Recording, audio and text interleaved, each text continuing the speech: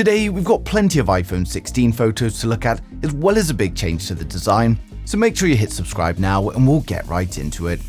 So first up, when it comes to features, we know that iOS 18 is going to be one of the biggest changes to iOS we've seen in a long time, with the main focus being on AI integrated into the phone. And Mark Gurman tells us in his latest Power On newsletter that plenty of apps are going to be getting an overhaul, and he says it's going to be apps like Notes, Mail, Photos and Fitness that are going to see many improvements, and unlike other devices, Apple is focusing on the on-device AI integration thanks to the powerful chipset, and software is of course one of Apple's biggest strengths, so I'm excited to see what they deliver.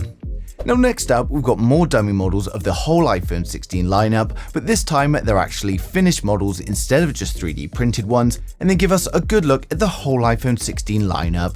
Now Sonny Dixon tweeted the images and it shows us the new display sizes. The iPhone 16 Pro Max is going to be the largest iPhone we've ever seen with a new 6.9-inch display.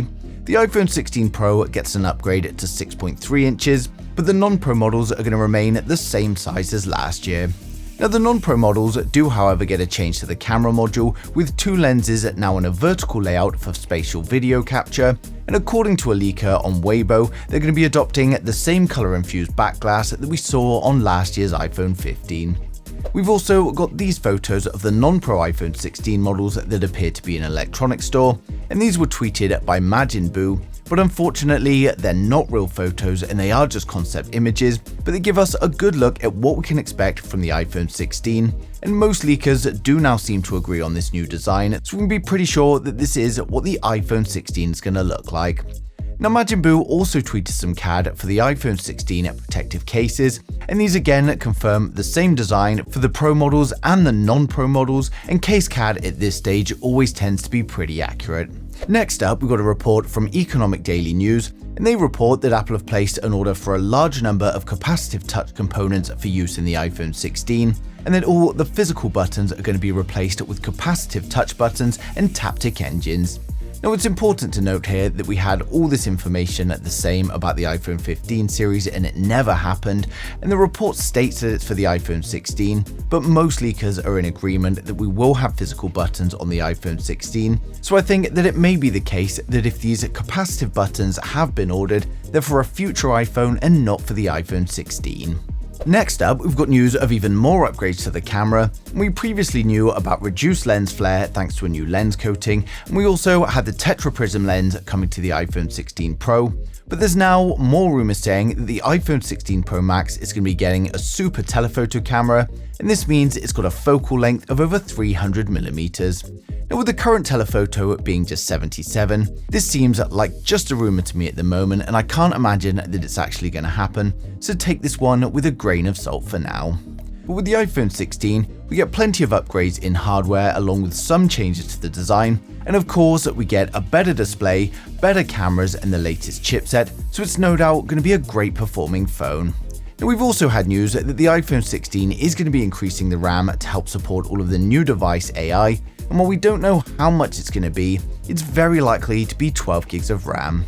Now for those excited though, we're now going to run through the full specs, design and the expected pricing for each iPhone in the range to help you guys decide which one is right for you. So make sure you hit subscribe now and we'll get right into it. So first up, we have the standard iPhone 16. And with the standard iPhone 16, we get a 6.3-inch OLED display, but unfortunately, this is still going to be an LTPS display. The iPhone 16 is going to have a taller aspect ratio than last year, and it's going to be protected by Ceramic Shield 2.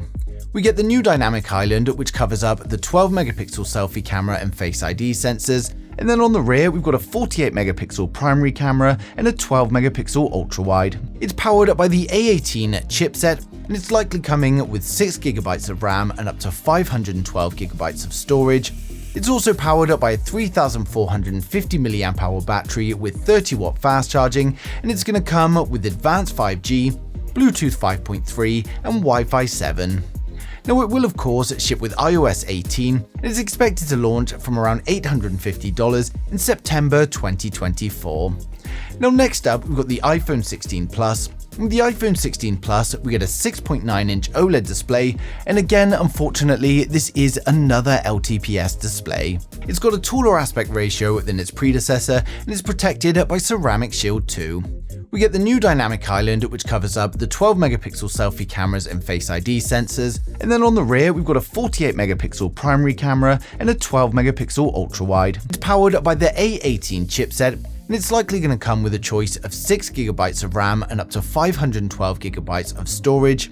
It's powered by a 4420 mAh battery with 30-watt fast charging, and it comes with the advanced 5G, Bluetooth 5.3 and Wi-Fi 7. Now, of course, it ships with iOS 18, and it's expected to launch from around $950 in September 24. Next up, we've got the iPhone 16 Pro. Now, the iPhone 16 Pro has a 6.3-inch 120Hz LTPO OLED display. It's got a taller aspect ratio than its predecessor, and the Pro is protected by Ceramic Shield 3. We get the new dynamic island, which covers up the 12-megapixel selfie camera and Face ID sensors. Then on the rear, we get a 48-megapixel primary camera, a 48-megapixel ultra-wide camera, and then we've got a 12-megapixel tetraprism camera with 5x optical zoom. It's powered up by the A18 Pro chipset, and it comes with 8GB of RAM and up to 1TB of storage, and it's also powered up by a 3450 mAh battery, and fast charging is still unknown at the moment, but we do expect some improvements, and of course it comes with the advanced 5G, Bluetooth 5.3 and Wi-Fi 7. It will of course ship with iOS 18, and is expected to launch from around $1,100 in September 2024. Now finally, we save the best to last, the iPhone 16 Pro Max. With the iPhone 16 Pro Max, we get a 6.9-inch 120Hz LTPO OLED display. Again, like the other phones, it's got a taller aspect ratio than its predecessor, and is protected by Ceramic Shield 3. We get the dynamic island, which covers up the 12-megapixel selfie cameras and Face ID sensors. Then on the rear, we've got a 48-megapixel primary camera, a 48-megapixel ultra-wide, and a 12-megapixel tetraprism camera with 5x optical zoom. It's powered up by the A18 Pro chipset. It comes with 8GB of RAM and up to 1TB of storage, and it's powered up by a 4500 mAh battery. As with the 16 Pro, we don't know the fast charging at the moment, but we do expect to see some improvements. Now, it comes with the advanced 5G, Bluetooth 5.3 and Wi-Fi 7, and it will of course ship with iOS 18, and this one's expected to launch around $1,300 in September 24. So overall, the iPhone 16 series is looking like a great addition to the lineup, whether you're after the Pro models or the non-Pro. With better and brighter displays, upgraded chipsets, and more improvements to the cameras, it's definitely going to be a popular device. And iOS 18 is going to bring plenty of new features, with focus being on AI, but at least some of the new features are also going to be passed down to the older iPhones. Now, given its similarities to the predecessor though, I can't imagine anyone with an iPhone 15 rushing for an upgrade, but for anyone with an older iPhone or looking to get their first iPhone, then it's going to be a great choice. Now, launch isn't until September, but we're no doubt going to get more and more leaks as we approach it, and of course I'm going to be sharing them as soon as they come in, so make sure you subscribe so you don't miss a thing in the future.